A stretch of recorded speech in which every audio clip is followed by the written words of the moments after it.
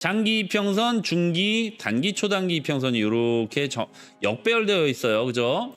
제가 늘 그냥 흘러가듯이 드리는 말씀으로 이거 뭐라고 표현합니까? 그냥 봉 차트가 아래에 있을 때 제가 제일 좋아하는 매수 포인트다. 이렇게만 가볍게 설명드리고 넘어갔었죠. 이제는 그 원리에 대해서 배우시게 되는 겁니다. 안녕하세요. 재미있는 코린 이교실에 오신 여러분을 환영합니다. 여러분들 지표, 차트 공부하면 제일 먼저 뭐가 생각나십니까? 아마도 거의 대부분의 거래소에서 디폴트로 설정이 되어 있는 체결 강도, 매매 강도죠. 즉 RSI를 먼저 떠올리시게 될 텐데, 그 RSI는 절대 지표일까요? 상대 지표일까요? 네, 당연하게도 체결 강도와 오늘의 체결 강도와 어제의 체결 강도, 그리고 지금의 체결 강도와 1시간 전의 체결 강도, 1분 전의 체결 강도와 지금의 체결 강도를 비교하기 때문에 상대 지표이겠죠. 이 말씀을 제가 왜 드리냐면, 이동평균선 공부하러 왔는데 갑자기 RSI 얘기야. 즉 RSI가 대표적인 상대 지표 중에 하나인데요. 말 그대로 상대 지표이기 때문에 어제보다 더 낮은 오늘이 있고 오늘보다 더 낮은 내일이 있을 수 있습니다. 무슨 얘기냐? 나는 RSI가 과매도 상태에 진입해서 매수를 한 것 같은데 오늘도 과매도인데 하루 지나서 보니까 내일도 과매도고, 또 하루 지나서 보니까 모레도 과매도고, 이게 계속 반복됩니다. 그런 경험들 아마 있으실 거예요. 나는 그냥 과매도 상태라서 샀는데 어제보다 오늘이 더 과매도야. 상대적 개념이기에 이런 상황이 매번 있는 것은 아니지만 주요 포인트에서 꽤나 자주 발생을 하죠. 비교값이기 때문에 이렇게 표시될 수밖에 없는 지표입니다. 그렇다면 이 상대 지표를 공부하시면서 또는 상대 지표를 활용하시면서 반드시 필수적으로 알고 계셔야 될 게, 절대 지표라는 거는 감이 오시죠? 상대값으로 내가 기준을 잡으려고 하면 자꾸 기준점이 바뀌어. 어제의 기준, 오늘의 기준이 계속 바뀌는 거야. 여기서 뭔가 절대적으로 의사결정에 도움이 될 만한 게 없을까? 그게 바로 가장 또 절대지표 중에서 기본이 되는 오늘 배우실 이동평균선입니다. 자, 먼저 우리 투자하시면서 무빙 에버리지 이동평균선입니다. 이동평균선을 설명할 때 제일 많이 등장하는 단어가 바로 단기, 중기, 장기예요. 여기에 사전적인 개념은 없습니다. 지금 절대지표를 배우려고 했는데 이 표현 방법 자체가, 그죠? 단기, 중기, 장기 표현 방법 자체가 좀 상대적이에요. 그렇다면 일단 단기의 기준을 무엇으로 잡아야 되느냐? 사전적 의미는 없지만 일반적인 경우를 말씀드리겠습니다. 일반적인 경우로 단기란 7일 이내, 정확하게는 일주일 이내입니다. 왜냐하면 주식시장에서부터 비롯됐는데요. 주식시장에서는 5일을 단기의 기준으로 삼고 있습니다. 5일 이내죠. 5일 이내. 그렇다면 이제 중장기 남았잖아요. 건너뛰고 장기에 대해서 정의하고 나면 중기가 단기 이상 장기 이내라는 걸 아실 수가 있겠죠. 일단 장기 이평선이라고 하는 건 코인 시장에서는 200일선을 의미합니다. 그러면 중기는 일주일 이상 200일 이하가 되겠죠. 일주일에서 200일 사이. 여기서 중기의 기준이 너무 크죠. 네, 일반적으로 한 분기 정도를 생각하시면 딱 맞아요. 그래서 사실 이 중장기 사이에 갭이 너무 크니까 90일 정도로 제가 설명을 하도록 하겠습니다. 그러면 보통 3개월이 넘는 투자, 한 분기를 넘기는 투자는 이거는 중기 투자라고 보기에는 사실상 24시간 365일 돌아가는 이 코인 시장에서는 수집 주기가 너무 깁니다. 그래서 중기, 그래서 90일에서 200일 사이는 그냥 건너뛰도록 할게요. 그거는 여러 가지 이유가 있지만 이 비트코인 시장, 코인 시장의 사이클은 4년이죠. 4년 사이클을 기준으로 중기 투자가 성립되는 구간이 상당히 제한적이에요. 비트코인은 4년 사이클 중에 1년은 내내 하락합니다. 앞서서 보신 바와 같이 21년 11월부터 22년 11월까지 내렸고요. 또 앞선 2017-18년도의 최고점에서는 마찬가지로 2019년도까지 내렸습니다. 즉 4년 사이클 중에 1년이라는 하락장을 제외하고 나면 횡보장 2년이 있고 대상승장 1년이 남아있는데 이 횡보장 2년 동안은 사실상 중기 투자가 크게 의미가 없어요. 돈을 넣어놨는데 어제 투자한 게 오늘 봤더니 0.5% 수익이 났고 또 이틀 지나니까 1% 수익이 났네. 그래서 3일쯤 지나면 한 2%는 올랐겠지 하면 다시 제자리로 돌아가는 말 그대로 크립토 윈터 기간이기 때문에 사실상 중기 투자를 1분기 이상 할 수 있는 구간이 굉장히 제한적입니다. 그리하야 일반적인 경우는 200일로 잡지만 우리 코인 시장의 기준을 제가 만들 수는 없으니까 제 기준으로서 한 분기를 넘기는 투자는 장기 투자다. 이렇게 정의하도록 하겠습니다. 일반적인 장기의 의미는 200일입니다. 요즘 참고하시고 봐주시면 좋을 것 같아요. 자, 4년 사이클이 있기 때문에 그러한 거죠. 네, 이유입니다. 이 4년 사이클은. 자, 그러면 이제 본격적으로 이동평균선 설정법에 대해서 간단하게 말씀을 드릴게요. 여기 지표에서 MA 검색하시면 이거 아마 대부분 설정이 되어 있으실 거예요. 하지만 오늘 지금 이 시간까지도 이동평균선 설정을 모르시는 분들이 계실 것 같아서 이렇게 차근차근 말씀을 드리겠습니다. 자, 일단 무빙 에버리지를 선택하시면 좌측편에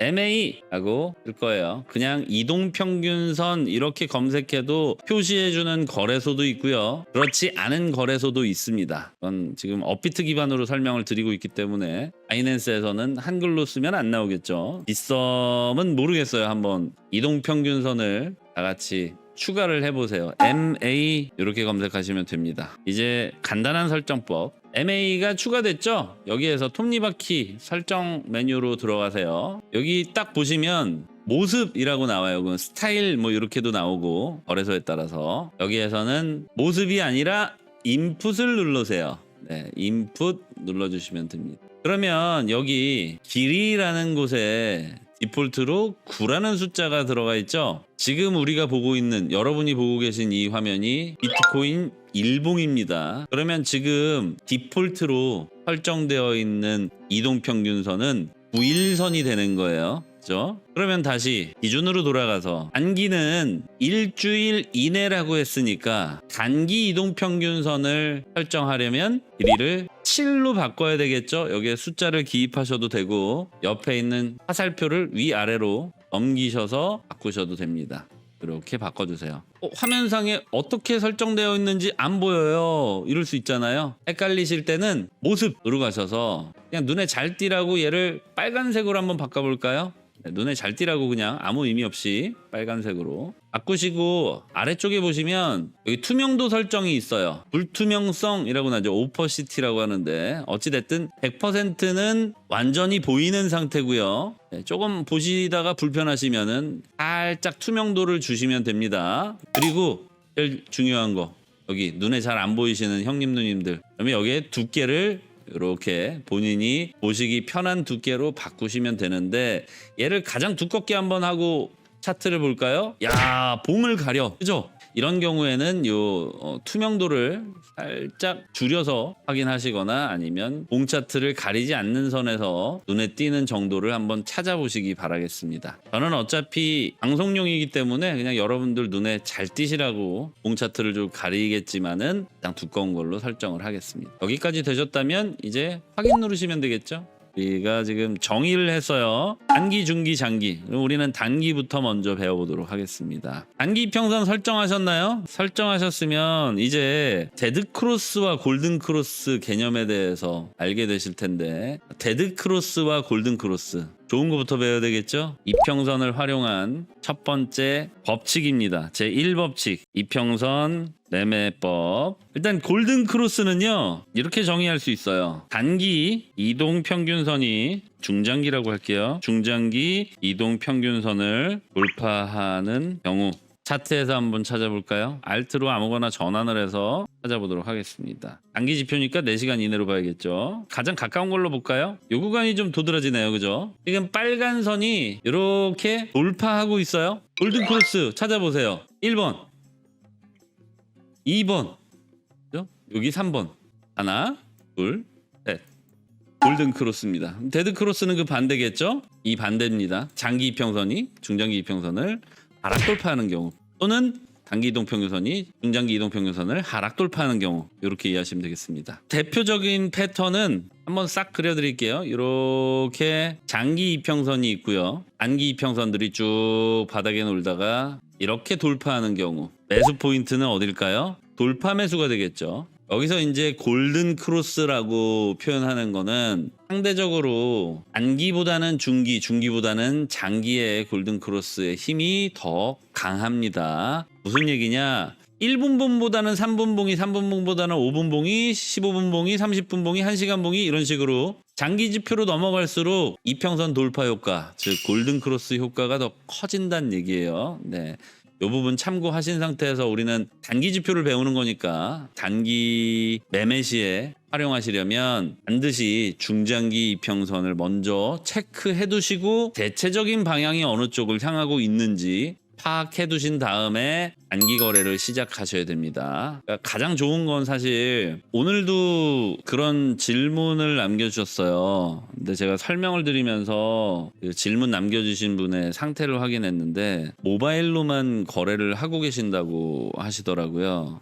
제가 이왕이면 다양한 지표를 한눈에 보시는 게 가장 도움이 많이 된다. 좁은 이 모바일 창에서 물론 익숙해지신 분들은 사실 이것도 되게 잘 쓰시기는 하지만 이런 딜레이가 있지 않습니까? 일봉 보다가 주봉 보다가 분봉 보다가 분봉도 뭐 5분봉 보다가 15분봉 보다가 10분봉 보다가 30분봉 보다가 네. 이 전환되는 시간을 좀 많이 로스가 나거든요. 그러니까 그 시간마저도 사실은 소중히 써야 되기 때문에 조금 그런 부분이 좀 아쉽다. 그래서 가급적이면 다 같이 함께 보시는 걸 추천드리지만 다만 장기 지표들은 실시간으로 크게 변화하지 않죠. 주봉 실시간으로 변합니까? 월봉 마찬가지로 일봉, 주봉, 월봉, 일주월봉은 하루에 한 번씩 그냥 체크만 해두시면 되는 거고요. 내가 분봉을 기준으로 단기 또는 제 표현으로는 초단기 투자를 하겠다라는 생각이면 4시간 봉까지는 한번 투자를 시작하기 전에 한번 체크를 하고 그 이후로는 뭐 4시간마다 그죠? 159 아시죠? 1시, 5시, 9시에 4시간 봉 정도만 체크를 해두시면 초단기 데이 트레이딩을 하시는 데에도 크게 지장은 없습니다. 뭐 어찌됐든 정의했으니까 패턴에 대해서 지금 첫 번째 패턴 차트상에서 설명드렸고요. 패턴은 장기 이평선이 있고 단기 이평선들이 시세를 따라 올라오다가 이렇게 크로스되는 요 포인트가 매수 포인트입니다. 이렇게 제가 표현을 하고 나면 아니 왜 이 크로스 될 때 여기만 매수 포인트인가요? 그냥 저점에 있을 때도 사면 되지 않나요? 이렇게 생각하시는 분들 분명히 계실 것 같아요. 그보다 조금 더 싸게 살 수 있는 거 아닌가? 그것도 물론 가능합니다. 근데 이게 가능하려면 최장기 골든 크로스를 노린다면 최장기 지표를 보고 이렇게 최저점 매수를 하는 건 충분히 가능합니다. 근데 단기 투자에서는 예를 들어드리면 제가 만약에 15분봉을 기준으로 단타를 치고 있었어요. 이렇게 쭉 내리다가 나는 골든 크로스 나기 전에 좀 바닥에서 뭐 미리 사두고 싶다라는 생각으로 미리 매수를 해뒀는데 아직 1시간 봉이 추세를 회복하지 못했어. 추세를 회복하지 못했다는 건 1시간 봉 추세는 하락 추세야. 근데 1시간 봉 추세가 하락 추세라도 분봉상의 반등은 나올 수 있지 않습니까? 그죠? 그걸 노리고 가다가 정각에 가까운 시간, 그러니까 1시간 봉은 뭐예요? 정각마다 갱신이 되죠? 정각에 가까운 시간에 이르러서는 이러한 분석이 완전히 어긋날 수 있다. 즉 곧 있으면 골든 크로스일 줄 알았는데 1시간 봉 꺾이면서 한 계단 더 내리는 효과가 있을 수 있다는 거예요. 특히나 정각에 이르러서는. 이것도 마찬가지로 1시간 봉 기준으로 내가 이렇게 저점 매수하려고 했어. 최저점 매수하려고 기다리다 보니까 대체적으로 맞는데 여기서 4시간 봉 하락 추세가 유지가 되고 있다면 한 단계 더 내려가죠. 그럼 나는 너무 일찍 매수한 게 되는 거야. 물론 그마저도 되돌림 효과라는 게 있기 때문에 기다리다 보면은 오르기 하겠지만 결국에는 그 시간에 대한 손실이 좀 있고 너무 일찍 샀다는 아쉬움이 남을 겁니다. 자, 1시간봉 기준으로 투자하실 때는 159 기억하세요. 159. 159란 1시, 5시, 9시에 전환이 되는 4시간봉 시간을 의미합니다. 그래서 1시간봉 이후로 물론 2시간봉도 있고 3시간봉도 있고 뭐 6시간봉도 있고 다 있어요. 근데 사람들이 많이 보기 때문에 힘이 커지는 겁니다. 4시간봉을 사람들이 체크를 생각보다 많이 해요. 이유는 이 4시간봉에는 사실 현물 차트뿐만 아니라 선물 차트에 펀딩 P라고 하는 정산 주기가 있기 때문입니다. 펀딩비 많이 들어보셨죠? 사실은 정확한 표현은 펀딩비가 아니라 펀딩 P가 있기 때문이에요. 그래서 1시간봉 이내에 투자를 하실 때도 1시, 5시, 9시 159는 기억하셔야 되고 여기에는 4시간봉 전환 플러스 알파 효과인 선물의 펀딩 P 시간이 크로스되어 있기 때문에 중복되어 있기 때문에 효과가 큽니다. 그래서 4시간봉을 사람들이 많이 봐요. 요거는 그냥 부가적으로 알아두시는 내용이니까 참고만 하시고요. 자, 일단 여기까지 정리하셨으면 이동평균선이 여기는 장기예요. 자꾸 제가 세로 그리게 돼서 헷갈리실 텐데 얘는 장기 이동평균선이고요. 장기 이동평균선이 시세를 따라 움직이다가 장기 이동평균선을 상승 돌파하려고 하는 이 포인트, 여기가 매수 포인트입니다. 여러분들 앞으로 RSI와 함께 상대지표인 대표적 상대지표인 RSI와 함께 대표적인 절대지표인 이동평균선을 활용하실 때 제일 먼저 활용하셔야 되는 게 단기 이평선이 장기 이평선을 상승 통과하려는 바로 그 크로스 포인트, 여기에서 돌파 매수하시면 상당히 유용하게 활용하실 수 있겠죠. 그렇다면 이평선이 돌파하려고 딱 하고 있는데 RSI는 이미 과매수 상태야. 그러면 매수하면 좋아요, 안 좋아요? 안 좋지. 그런데 돌파하려고 막 하고 있는데 RSI가 바닥을 찍다가 시세가 이렇게까지 내려왔으면 사실 RSI가 거의 바닥을 찍고 있는 거거든요. 근데 지금 여기 돌파하려고 하고 있는 데는 뭐야? RSI를 보시면 25 미만, 75 이상. 25 미만은 과매도 상태, 75 이상은 과매수 상태죠. 과매도 상태에서 골든 크로스 바로 직전에는 이미 RSI는 어느 정도 반등을 해 있을 거예요. 하지만 RSI만으로는 지금 매수해도 되나 확신을 가질 수가 없죠. 얘는 상대 지표이기 때문에 또 한 번 내릴 수도 있고 더 내릴 수도 있는 거예요. 그러나 RSI가 반등하면서 단기 이평선이 중장기 이평선을 돌파하면 거기는 진짜 신뢰할 수 있는 매수 포인트다 라고 말씀을 드릴 수가 있겠습니다. 자, 그러면 이제 두 번째 매수 포인트 한번 잡아볼게요. 두 번째 이평선 활용, 두 번째 제 2법칙이죠. 이 2법칙은 여러분들이 생각하시는 베어 트랩과 굉장히 흡사한 모양을 띠고 있습니다. 마찬가지로 장기 이평선이 하단에 있고 단기 이평선은 조금 위에 있어요. 이렇게 논일다가 시세를 따라 논일다가 여기에서 갑자기 데드 크로스를 만듭니다. 그리고 나서 다시 골든 크로스를 만들어요. 이러면서 수직 상승하는 거 아마 종종 경험하셨을 겁니다. 이런 경우는 자주 나오지는 않아요. 일반적으로 아주 큰 상승 직전에 발생하는 경우가 굉장히 많습니다. 지금 현재의 차트와 상당히 유사하죠. 현재 차트를 일봉으로 한번 보시게 되면 지금 데드 크로스가 많이 발생했어요. 그런데 중장기 데드 크로스 한 포인트만 보면 요 구간입니다. 그죠? 중장기 데드 크로스가 발생하면서 큰 하락을 그려냈습니다. 여기는 단기와 중기 데드 크로스. 그리고 나서 바로 상승했죠. 그리고 이런 상승은 이렇게 파고들었다가 바로 돌파하는 이런 상승은요. 이전의 고점보다 더 높은 고점을 형성하게 되어 있어요. 하락하기 이전의 고점보다 하락 후 반등 고점이 더 높다는 특징을 갖고 있습니다. 이걸 M자로 표현하면 뭐예요? 이렇게 돼 있다는 얘기죠. 이전의 고점보다 그 다음의 고점이 더 높이 형성되어 있다.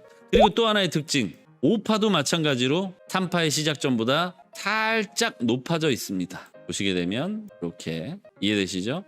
너무 작아서 안 보이실래나? 베어 트랩은 간단해요. 장기 이평선, 단기 이평선, 베어 트랩. 여기까지는 이 뒤에 차트를 모르죠. 네, 없는 차트입니다. 베어 트랩과 불 트랩을 같이 만들면서 크게 상승하는 게 일반적으로 이평선 매매법의 제2법칙입니다. 그러면 매수 포인트는 어디에 있을까요? 첫 번째 하락 포인트에서 매수한다면 이게 진짜 데드크로스일 확률이 굉장히 높기 때문에, 진짜 데드크로스라면, 베어 트랩이 아니라 진정한 데드크로스라면 여기서 크게 하락하겠죠. 그러니까 여기에서 매수하실 때는 마찬가지로 파고들었다가 다시 올라왔을 때 매수해야 됩니다. 매수 포인트는 어디예요? 이 구간입니다. 여기에서 매수. 이게 이평선 매매의 제2법칙. 굉장히 간단하죠. 1번 법칙을 배우고 나면 2번 법칙, 3번 법칙은 생각보다 이해하기 굉장히 쉬워요. 1번 법칙은 이제 설명하기 위해서 좀 빌드업 해야 되는 내용들이 있었다면 이 부분을 이해하신 뒤로는 사실 굉장히 간단합니다. 간단하지만 헷갈리신다면 언제든 질문 주시고요. 마지막으로 이평선 매매의 제3법칙이 있습니다. 제3법칙은요, 요거는 차트에서 제가 찾아서 보여드려야 돼요. 바로 직전 차트 여기 보이시면 이렇게 이 법칙 여기 보이죠? 다시 이 법칙은 뭐라 그랬어? 베어 트랙과 같은데 장기 이평선 이렇게 있고 이 뒤에 차트는 아직 몰라요. 단기 이평선이 이렇게 논일다가 데드크로스 인척하다가 여기서 재돌파가 나와. 이런 식으로. 그럼 매수 포인트는 어디라고? 여기. 요 포인트입니다. 여기서 매수하시면 안 돼요. 하락 돌파할 때가 아니라 하락 돌파했다가 반등해서 재돌파가 나올 때, 이때 여기서 매수를 하셔야 됩니다. 자, 차트에서 설명드리면 요 구간이에요. 가장 가깝게 있네요. 데드크로스 인척하다가 다시 말아 올렸어요. 그럼 매수 포인트는 어디야? 여기.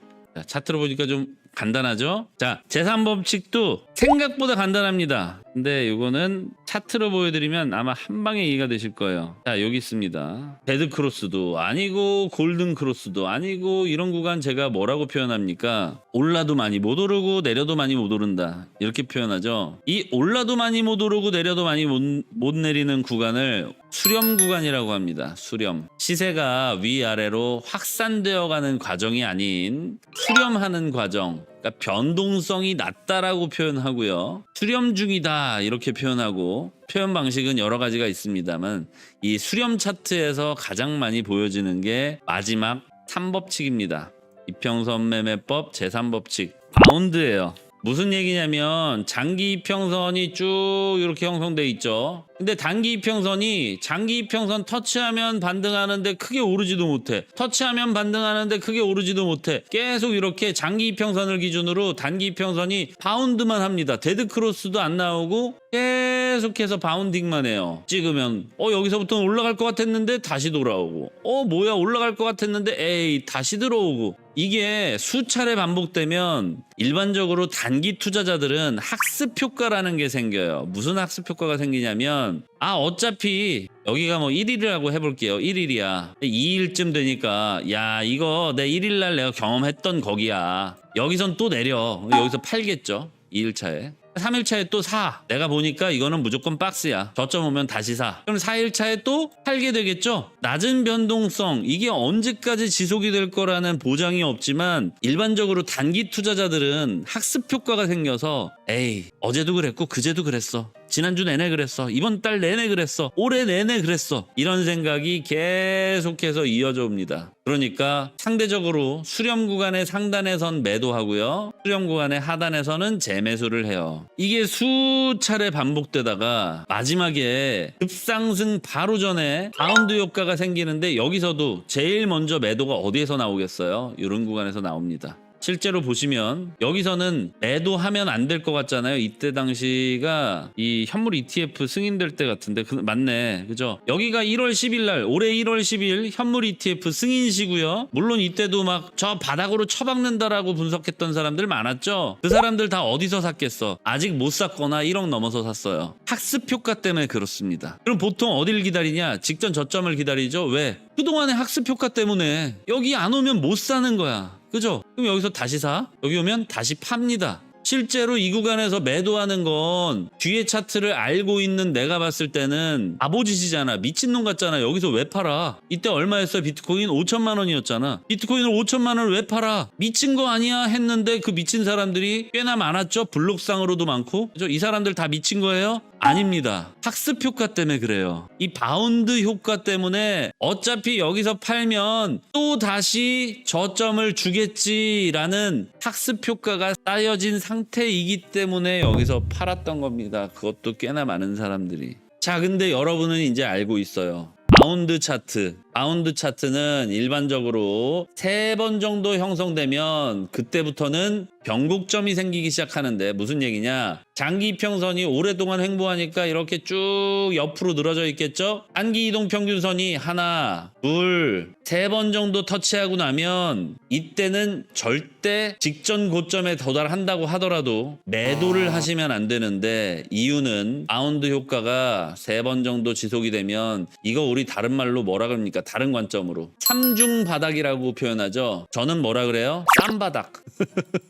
바닥 3번 찍는다는 얘기예요. 이 삼중 바닥 효과는 투자자들로 하여금 이보다 싼 가격으로는 팔 생각이 없어라는 심리를 부여하게 됩니다. 당연하겠죠. 그동안 학습 효과가 생겼으니까 여기서는 뭐야? 바닥 오면 다시 사야 되는 거잖아. 그죠? 그거 횡보만 할 때는 굉장히 좋은 관점인데 대상승 직전에는 그 학습 효과 때문에 마지막 매수를 못하는 거예요. 여기서 매도하고 나서 마지막 매수 시기를 기다리고 있는데 시세는 올라버리는 겁니다. 자, 그렇다면 여러분 여기서 학습 효과로 인해서 단타 친 사람이랑 그냥 꾸준히 장투한 사람이랑 누가 더 수익률이 높겠어요? 그건 그때그때 달라요.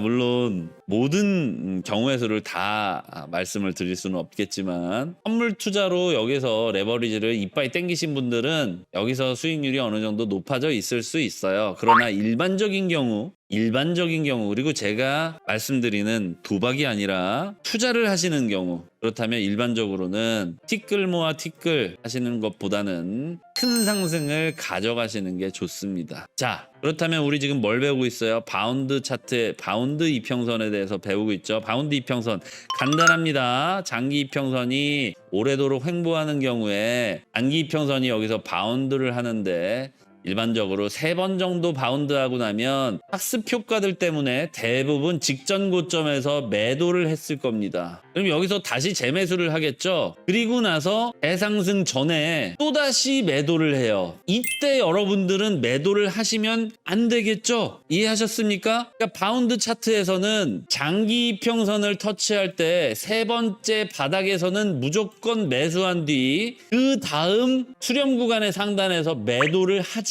않으시면 되는 겁니다. 이해하셨나요? 자, 결론. 바운드 차트는 바닥을 3번 찍었을 때 매수를 하고 그 다음 단기 고점에서 매도를 아니하면 된다. 이렇게 오늘 이평선 매매법 1, 2, 3 보셨어요. 그러면 이제 또 하나의 보너스. 이거는 저만의 법칙이에요. 아까 제가 베어 트랩을 설명드리면서 대상승 직전에 이렇게 하단으로 들어갔다 나오는 이거. 그러면은 더 싸게 살 수도 있는데 굳이 왜 재돌파 시기를 기다려야 되냐. 이런 생각이 드실 수 있어요. 또 이거는 어떻게 활용하시면 좋냐면 나는 반드시 최저점에서 매수할 거야. 특히나 이런 반드시 최저점이라는 수식어가 붙으려면 아무래도 현물 투자보다는 선물 투자하시는 분들이 활용하시기에 좋은 법칙입니다. 최저점 매수 확률을 높여주는 이격 매매법 마지막이에요. 이거는 이평선 매매법 3법칙은 아니고 선물 투자하시는 분들은 사실 이게 그렇게 그다지 중요하지 않을 수 있어요. 왜냐하면 어차피 상승하기 전에 사면 되는데 평단가가 여기 있으면 어떻고 여기 있으면 어떻냐, 어차피 앞으로 올라가면 그만이지, 이렇게 생각하시는 분들은 크게 의미가 없을 수도 있어요. 그러니까 이거는 실전에 사용하시기 전에 먼저 상상 훈련을 많이 해보시기 바랍니다. 자, 일단 이격 매매법은요, 바로 제일 가까운데 여기 있네요. 요 두 구간으로 설명을 드리겠습니다. 자, 요 두 구간이 있어요. 정배열 어디 있습니까? 장기 이평선, 중기, 단기, 초단기 이평선이 이렇게 역배열되어 있어요. 그죠? 제가 늘 그냥 흘러가듯이 드리는 말씀으로 이거 뭐라고 표현합니까? 그냥 봉 차트가 아래에 있을 때 제가 제일 좋아하는 매수 포인트다. 이렇게만 가볍게 설명드리고 넘어갔었죠. 이제는 그 원리에 대해서 배우시게 되는 겁니다. 단기 이평선, 중기 이평선, 단기 이평선, 초단기 이평선이 상대적으로 장기 그리고 상대적으로 단기 이평선이 이렇게 역배열되어 있는 상태에서 봉 차트가 아래에 있는데 단기 이평선과 장기 이평선의 이격거리가 가장 길 때라고 하는 건 절대값이 아니기 때문에 여러분들이 최근의 장세를 쭉 한번 훑어보세요. 여기 좀 길었어. 이런 구간 있죠. 장기 이평선, 단기 이평선. 이렇게 쭉 보시다 보면 이걸 뭐 센티미터로 잴 수는 없어. 거래소마다 다 다르고 뭐 모바일로 보시는 분들, 뭐 아이폰으로 보시는 분들, 갤럭시로 보시는 분들, PC로 보시는 분들, PC라고 해도 모니터 크기도 다 다르고. 하지만 최근 장세를 보시면 대략적으로 감이 오실 거예요. 이 정도 오케이. 감을 잡으세요. 이 감을 잡으신 뒤에 그 구간을 찾으시면 됩니다. 정배열 오케이. 또 어디 있어요? 여기는 정배열이 아니죠? 자, 그러면 이 구간 설명하기 아주 좋아. 만약에 내가 여기에서 롱을 쳤어. 위기가 있어요, 없어요? 위기 한 번 더 있어. 그죠? 물론 시세적으로는 여기서 패닉셀이 나왔기 때문에 여기 거래량 어마어마하게 터졌죠. 패닉셀이 나왔기 때문에 시세적으로 내가 최저점에서 롱 주문을 뭐 100배 쳤다 쳐. 그러면 안전할 수 있지만 여기서 조금만 삐끗해도 여기서 청산빔이 나왔겠죠? 물론 단기 익절 포인트도 있습니다. 하지만 안전한 레버리지 100배 롱 포인트는 이렇게 아직 정배열이 이루어지지 않은 상황에서는 형성되기 불가능해요. 따라서 장기 이평선과 중단, 초단, 단기, 중기, 단기, 초단기 이평선이 이렇게 완전히 역배열되어 있는 상태에서 봉 차트가 아래에 있을 때 매수를 하시는 것. 그런데 이 특징은 뭐냐면 그 이전에 단기 이평선을 돌파하지 못한 게 2번 이상 존재해야 돼요. 여기 보시면 1번, 2번, 여기까지 3번이죠? 3번 이상의 돌파 시도가 있었다는 얘기입니다. 하락 추세 돌파하려면 추세 터치 몇 번 해야 돼요? 일반적으로 4번째의 돌파가 나옵니다. 이거 기억하시죠? 이걸 뭐라고 하냐면 이건 이제 제가 예전에 하락장을 설명하면서 이거 아직 아닙니다. 비트코인으로 설명드리면 요거잖아요. 요거 하락장 그죠? 아직 아닙니다. 아직 반등 아니에요. 이 말씀 드렸죠? 그죠? 자, 여기도 보세요. 비트코인 차트로 설명드릴게요. 쭉. 자, 트라이 몇 번이야? 하나, 둘, 그 다음에 여기 셋. 여기에서 4번째 트라이죠? 여기가 4번째 트라이입니다. 4번째 돌파 나왔어 안 나왔어? 추세 돌파했죠? 돌파하고 나서 다시 하락 추세선의 지지를 확인합니다. 그리고 나서는 더 이상 내리지 않아요. 자, 다시 현재 차트로 돌아와서 최저점 매수 확률을 높여주는 이격 매매법이란 장기 이평선이 아무래도 하락 추세를 맞이하다 보면 시세보다 위에 존재할 겁니다. 이렇게 올라갔다가 봉 차트는 이미 이렇게 꺾이고 단기 이평선이 이렇게 내려오죠. 이 단기 이평선이 적어도 2번 이상 장기 이평선을 터치하고 난 뒤 장기 이평선과 단기 이평선의 이격거리가 충분히 벌어졌다면 이때가 최저점 매수를 할 수 있는 그 기회다라는 겁니다. 자, 그리고 나면 찐바는 어디서부터 나와요? 일반적으로 이런 패턴 나오면 여기서 재돌파할 때 골든 크로스 나오죠? 하지만 직전 고점에 매물대 저항이 아마도 쌓여 있을 겁니다. 그죠? 그러니까 직전 고점에 매물대 저항을 한 차례 해소할 거예요. 그리고 나서 찐반을 그려낼 겁니다. 이렇게 가요. 자, 여기서 선물 롱을 치고 나서 첫 번째 단기 매도 포인트는 어디 있어요? 3번째 돌파 지점에 있습니다. 레버리지가 높을수록 여기서 빨리 정리를 하는 편이 좋겠죠? 여기서 1차 롱 클로즈. 롱 포지션 종료 또는 숏 포지션으로 전환하셔도 되겠죠. 여기서부터는 사실 숏은 짧게 먹고 롱 포인트 잡으려고 노력하는 게 훨씬 더 나아요. 왜냐하면 하락 추세 돌파하고 나면 여기서는 진짜 기하급수적인 상승이 보여질 것이기 때문에 이 부분은 좀 주의하셔야 되는 거예요. 어찌됐든 오늘 이평선 매매법 제3법칙에 대해서 알아봤고요. 거기에 보너스 약간은 이제 현물 투자자분들께는 이게 그렇게 메리트가 없을 수 있어요. 어차피 뭐 1,000원 갈 코인을 뭐 10원에 사나 9원에 사나 그게 그거지 이렇게 생각하실 수 있지만 경우에 따라서 레버리지를 활용하셔야 되는 분들께는 이평선 매매법 중에서도 보너스 법칙인 최저점 이격 매매법, 재미있는 코린 교실 챕터 1 빠밤 이동평균선의 3법칙 플러스 알파 보셨다면 여러분들의 앞으로의 10년, 20년, 30년 동안의 모든 투자에서 정말 소중히 여러분들의 의사결정에 도움이 되는 공부를 하신 겁니다.